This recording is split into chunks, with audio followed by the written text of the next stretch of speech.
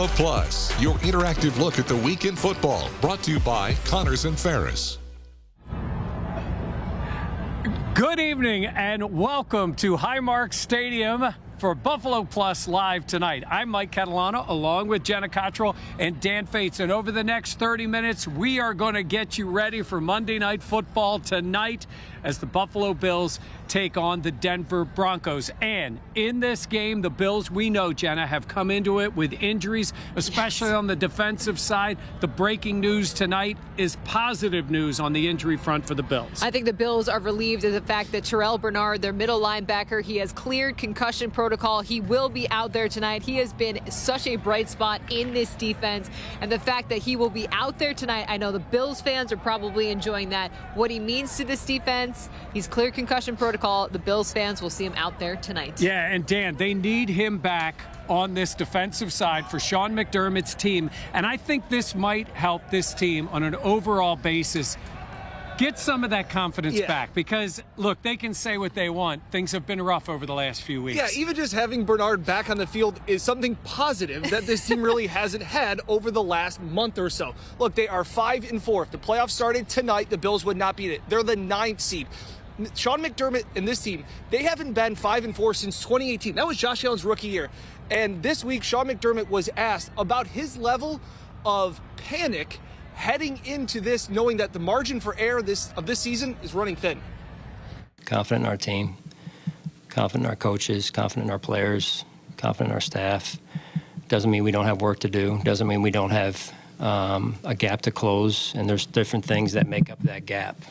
And so we've got to continue to drill down on those areas and play better as an overall team, complementary-wise, and reset some things that we need to reset.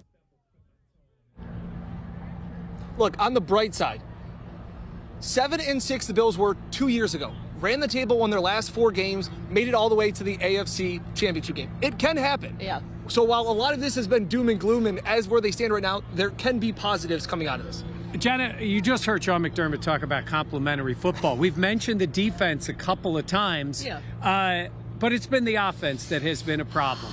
Even though they have their players, they have their team, they basically, outside of Dawson Knox being hurt, have the guys they wanted to have for this season. So when we talk about this team gaining confidence, doesn't it begin with Josh Allen and company? I mean, it has to. You talk about the Super Bowl window, and we've talked so much about it as if it's always open when Josh Allen is in his prime. But we've seen this offense really struggle this season, and it's been quite literally sometimes feeling like they can't really put anything together. Now, later on in games, you see like them be able to push the ball down the field, be able to score, but at the same point, they just got to be more consistent, Mike. There's no question that has to be the case. And Dan likes to bring up the line that Micah Hyde uses all the time, that confidence is a hell of a drug. So Josh Allen was asked about his confidence in this offense right now and going forward. Can they get things fixed? You know, that's where I am extremely confident in our guys. The process that we have, it works. It's been proven to work. We haven't gotten the results that we've wanted to in the last few weeks, obviously, but continuing to stick to that and trust what we're being told and trust what we're doing, because, you know, we get this thing right, things are going to be just fine here. Yeah.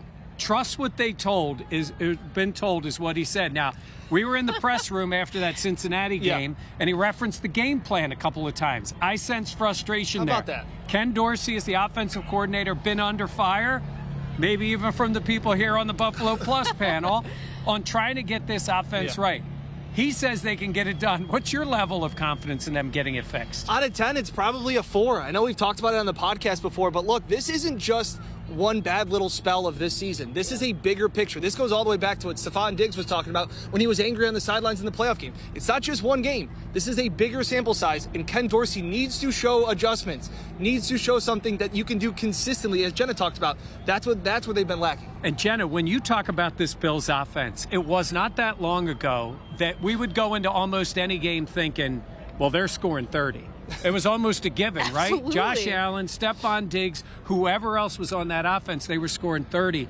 That seems so long ago. It does, and if you take a look at it, it's been 43 days since the Bills have been able to score 30-plus points in this. So last time they did it was against the Dolphins. That was in early October, early on in this season, and that's something we've talked about.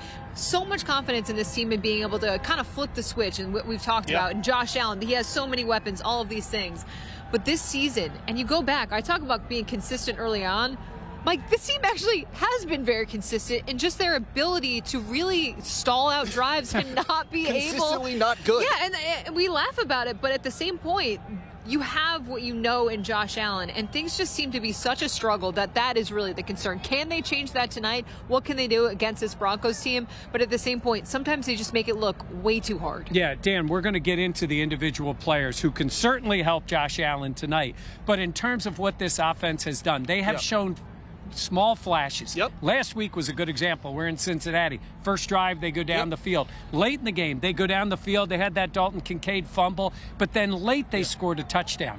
It's in there somewhere, isn't it? Yeah, and it seems to be no huddle and going up tempo. It's what they've done. It's what they did under, I know we always talk about it, the Brian Dable era. Like, that was what they did really well. And they did it against Tampa Bay the last time they were here. And we joked with the offensive linemen because you could see the defense just getting fatigued.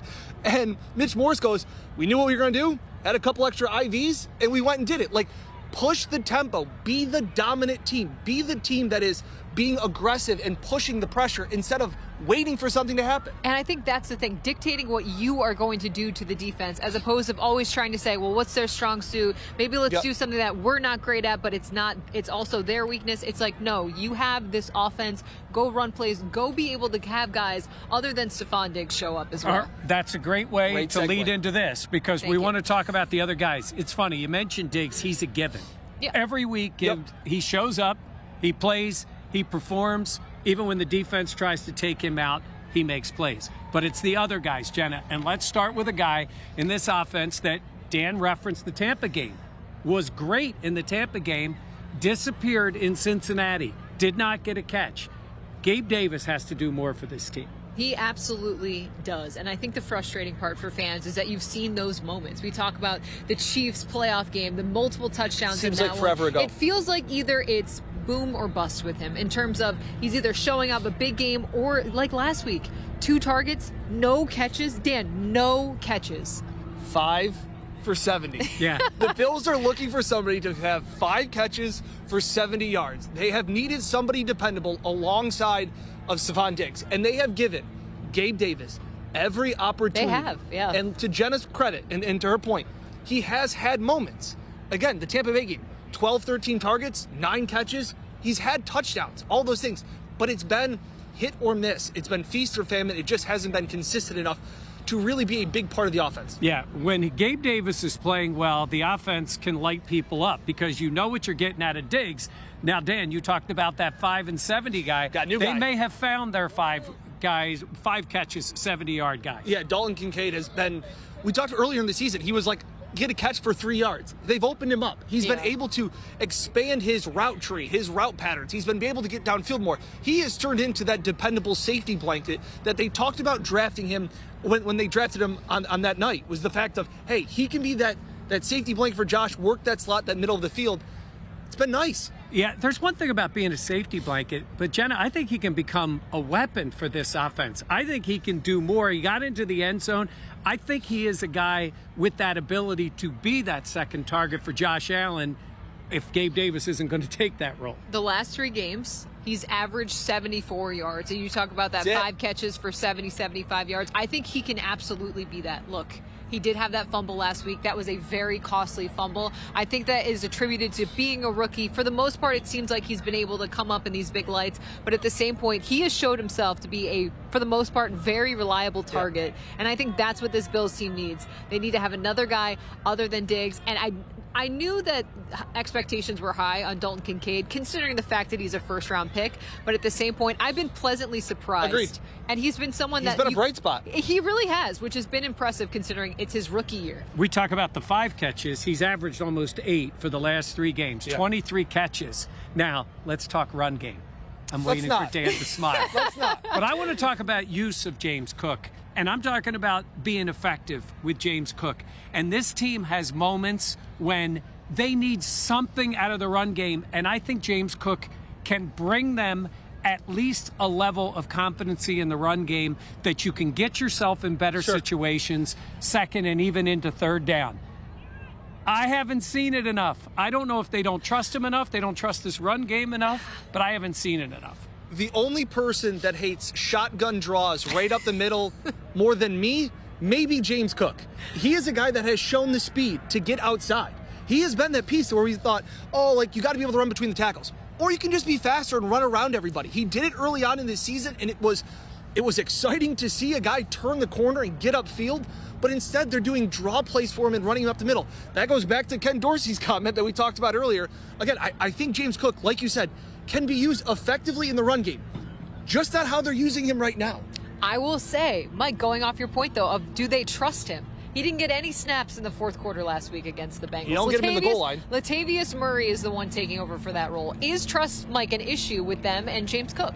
But he has not given the ball up, and I think he has run effectively. Again, I'm not sure what they want. We've seen him a little bit in the passing game. We saw it in the Tampa Bay game. He can catch the ball. Look, at some point, I'm watching around the league, and I'm seeing Zach Moss making plays. Yeah. Devin Singletary was great yesterday. Is it something about this building? Is it something about this offense? Those guys were competent players. Yeah. But you see them look a lot better in other uniforms. It goes back to this. I know Sean McDermott wants to run the football. I know this Bills team wants to run the football. I want to win the lottery. It doesn't mean that you all of a sudden get to do it.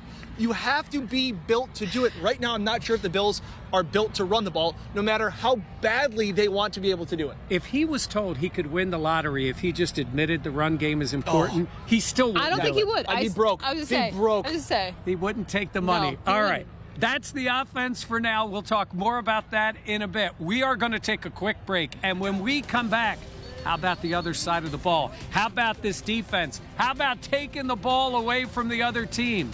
That is coming up when we come back on Buffalo Plus Live.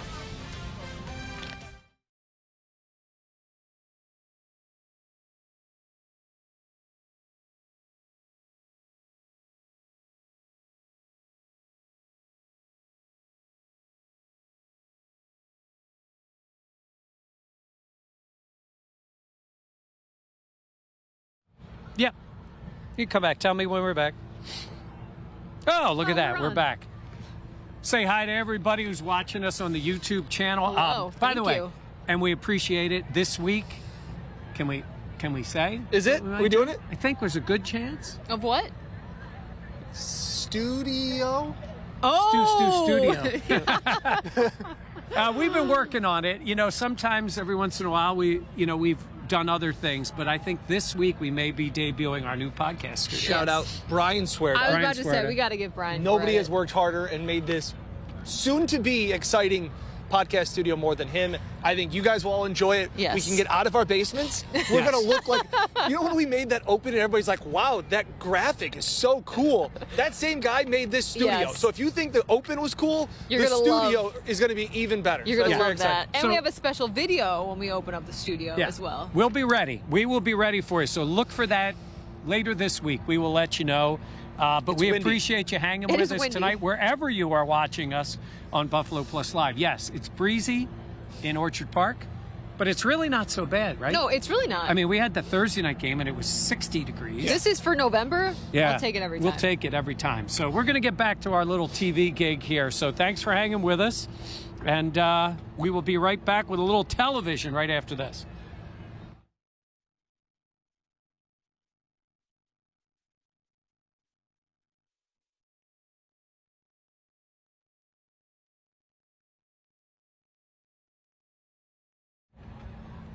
Welcome back to Buffalo Plus Live. Mike Catalana, Jenna Cottrell, and Dan Fetes with us. We already mentioned Terrell Bernard is active back on the linebacker position. That should help this defense. And Dan, I'm going to start with you on the defense. You know, they've been criticized by people. I think a lot of times it's the people who aren't watching the games. I agree. Because this defense has been beaten up. They're shorthanded again tonight. Yep. No Christian Benford, no Micah Hyde out on the field. Yeah, they are being held together by bubblegum, tin foil, and duct tape.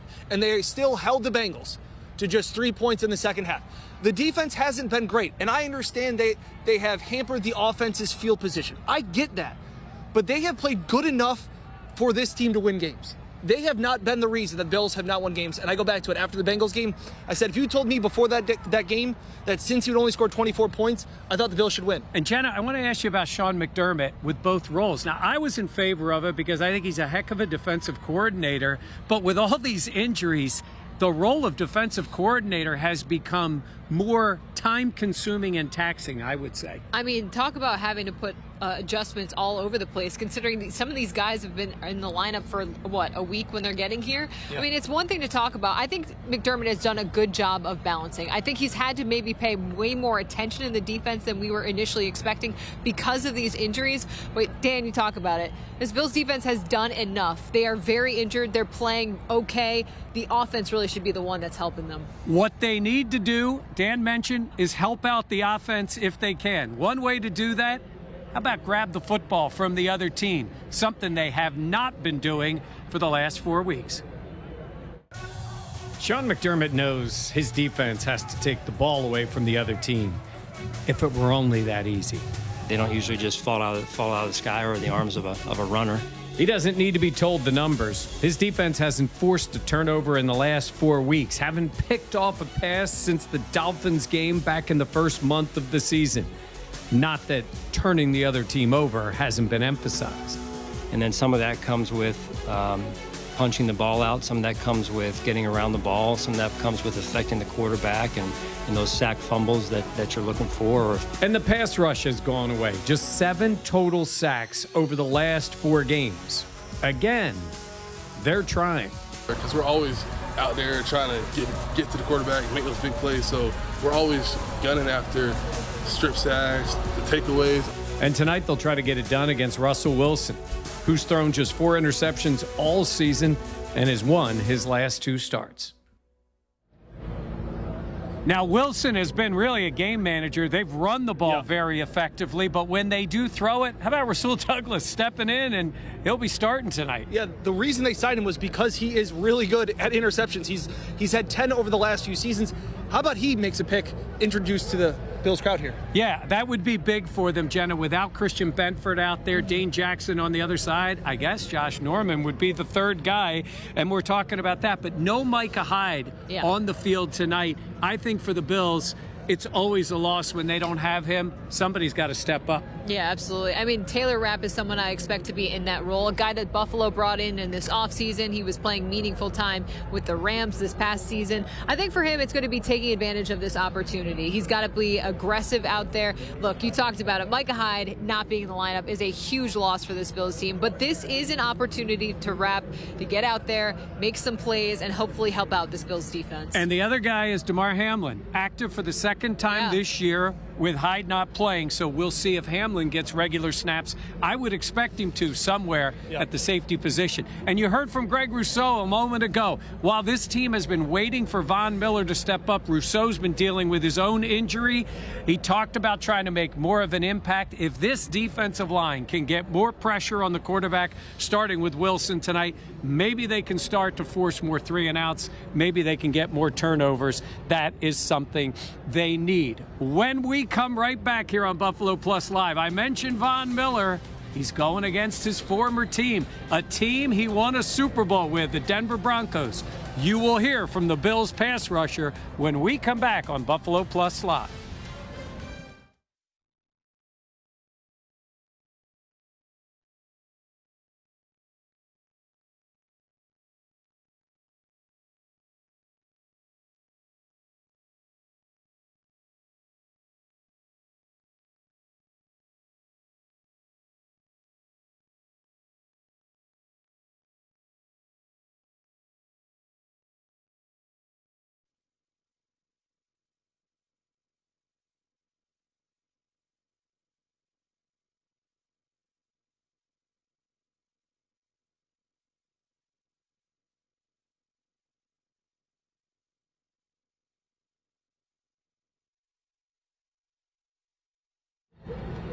Welcome back, Buffalo Plus YouTube viewers. We're hanging in here, getting ready. Yeah. This is a short break, right? Is this not a I short believe break? so. So we're going to be back with TV in a minute. Oh, look at that. We wanted to make sure you knew we were right here with you.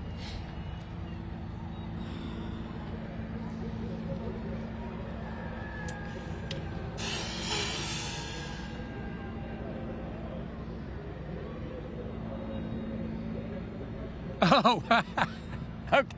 The next one's 1 minute. Are we still on YouTube? We gotta be. Oh, look at that. I thought maybe we went away.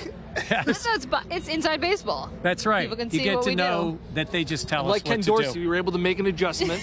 We paused. No, like Brian Dable. Yeah.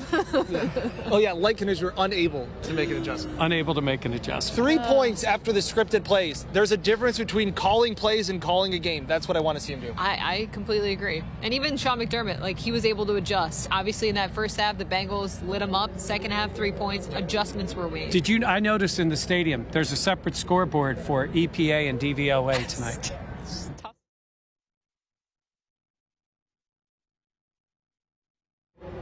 Welcome back to Buffalo Plus Live. We are closing in on kickoff tonight. Bills and the Broncos. This guy was synonymous with the Denver Broncos back when he helped win them a Super Bowl. Now he's with the Buffalo Bills. Von Miller taking on one of his former teams tonight. Yeah, for the first time in his career, he's taking on the Denver Broncos. Look, he was drafted by them in 2011. He played there for over a decade. He won the Super Bowl with them. He won the Super Bowl MVP with them. Obviously, he went to the Rams. Now he's with the Bills. But I think tonight, Vaughn talked about all the emotions that go into playing and facing off against his former team. I had a great relationship with everybody in that facility. Didn't have any bad blood with anybody in there. So for me, it was like I didn't want to leave. You know, I cried real tears when I left. So it's to see them again and to see that organization winning and starting to Playoff chase. Imagine that from the way they started. Here's Russell Wilson, always Mr. Positive, talking about his team right now. Yeah, I think our belief has never wavered, but I think it's increased in terms of, I think that when you go out in the field and you get to win against some really tough teams, win at home and kind of get a little bit of a flow there. I think also more than anything else, though, we believe in each other. We really believe in each other. We believe in our work ethic, how we come to work every day. Yeah, this team has worked hard because where they were a few weeks ago when they gave up 70 points to the Dolphins, That's a lot. They have responded. All right, let's get to picks. Ours are coming in a minute. Why don't you get us started? Yeah, our great sponsor, Greg Connors of Connors and Ferris, proud sponsor of the Buffalo Plus YouTube channel, gave his thoughts on what he's expecting to see tonight. I think they're at a crossroads. I think offensively, they really have to begin to identify and move forward. They've got to see progression. I haven't seen any progress. I haven't seen any development on this team in the last 5 weeks. I think the pressure is on Ken Dorsey to utilize the talent that he has. He's got talent on that offensive side of the ball. And I think at the end of the game, the defense is going to shut it down. They've got to prove that they can stop. They can stop the Broncos. They've done it a couple of times, but I'd like to see a little more convincingly. But I think the Bills win the game 21-17. Yeah. All right, I assumed the person putting the most pressure on Ken Dorsey tonight would be Dan Fates. Instead, it was Greg Connors. That's why Greg and I get along so well. He put it right on the Bills' offensive coordinator. All right, that was his pick. Our picks are coming up. We're going to take one more break. You got to check out Jordan Phillips with the parka. This is the way he stays wearing. I don't think he can wear that in the game tonight, can he? It's not. I don't know, Jim. When we come back here on Buffalo Plus Live.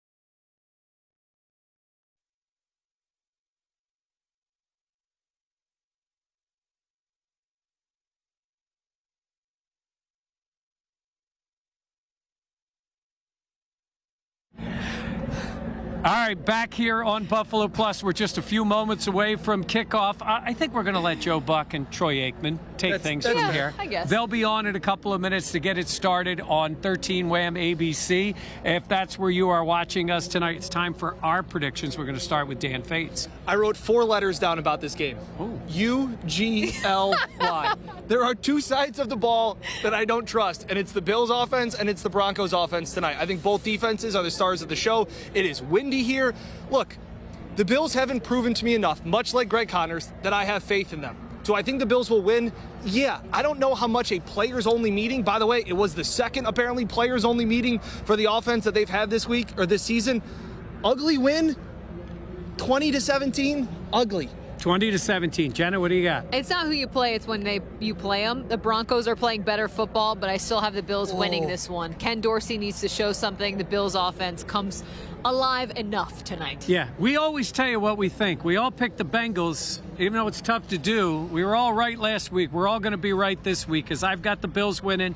An ugly game, too, but they figure a little bit out on the offense. 26-19 as they win. Yeah, how about that for a number? It's an offensive explosion. 26, they still can't hit 30.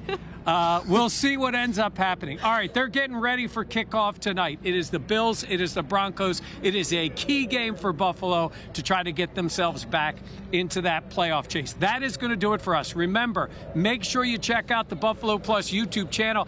Jordan Phillips in the parka. I was a segment early on that. He's getting ready. He won't wear that tonight. Maybe we can get him a Buffalo Plus jacket. He would He'll wear that for us. That's going to do it for our team. For Jenna Cottrell and Dan Fetes, I'm Mike Catalana. Make sure you check out the Buffalo Plus YouTube channel, and we will see you next time. Enjoy the game tonight, and check out Buffalo Plus after the game this evening.